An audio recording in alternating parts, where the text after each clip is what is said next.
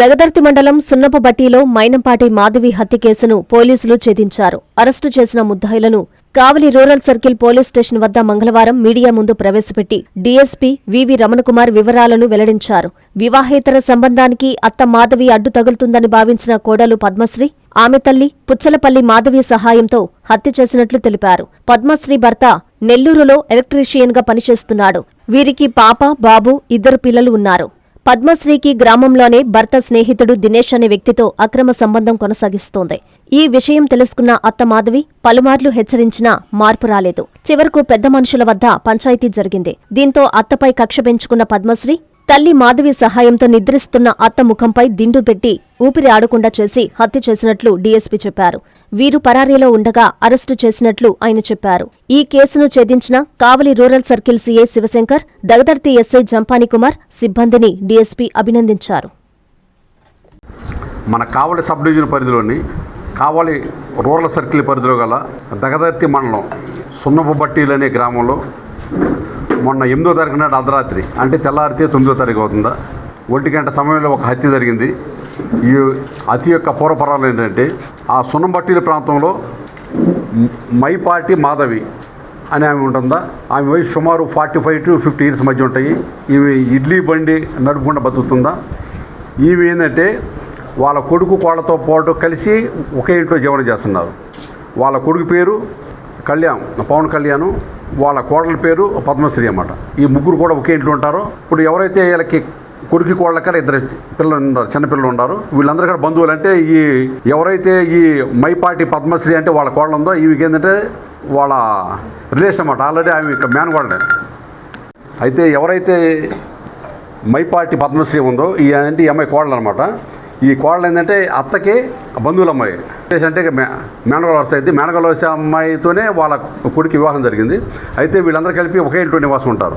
ఇప్పుడు ఈ అత్తకి కోళ్ళకి మధ్యన గొడవలు జరుగుతున్నాయి. కారణం ఏంటంటే ఈ కోళ్ళకి కొంచెం బయట వేరే వాళ్ళతో అక్రమ సంబంధాలు ఉన్నాయని వాళ్ళ కొడుకుని కాదు అమాయకుని చేసి, ఈ అమ్మాయి ఏంటంటే బయట ఈ విధంగా చేస్తానని చెప్పి ఆ విషయంలో ఏంటంటే అత్తకి కోళ్ళ మధ్యన తరచూ గొడవలు జరుగుతున్నాయి.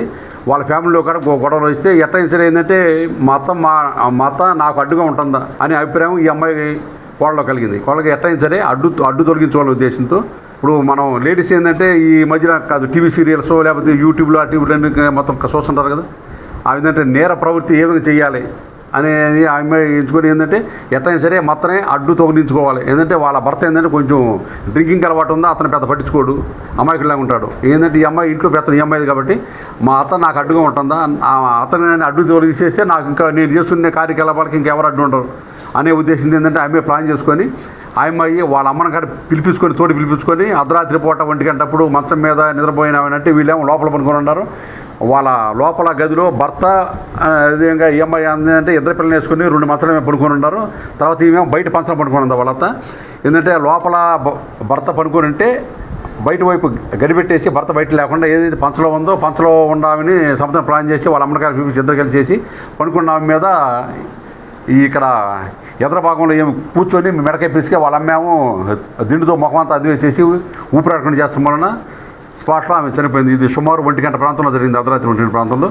తర్వాత ఏంటంటే ఈ అమ్మాయి మళ్ళీ ఏమి తెలియనట్టుగా మామూలుగా వెళ్ళి ఇంట్లోకి వెళ్ళి మళ్ళీ పనుకొని తర్వాత ఉదయాన్నే మళ్ళీ లేచేసి ఏంటంటే వీళ్ళు టిఫిన్ వేస్తుంటారు కదా, టిఫిన్ బండి కోసం అని ఇడ్లీ అన్ని కూడా మొత్తం రెడీ చేస్తా తర్వాత వాళ్ళ ఆయన లేపి మిమ్మల్ని లేకలేదు, ఒకసారి నువ్వు లేచి మిమ్మల్ని లేపని చెప్పి ఈ అమ్మాయికి అన్నీ తెలిసే మళ్ళీ ఈ విధంగా నాటుకోండి మిమ్మల్ని లేకలేదని చెప్పి వాళ్ళ భర్త అంటే ఎవరైతే చనిపోయిన కొడుకు వచ్చేసి అమ్మ లే అంటే ఆమె లేకలేదు.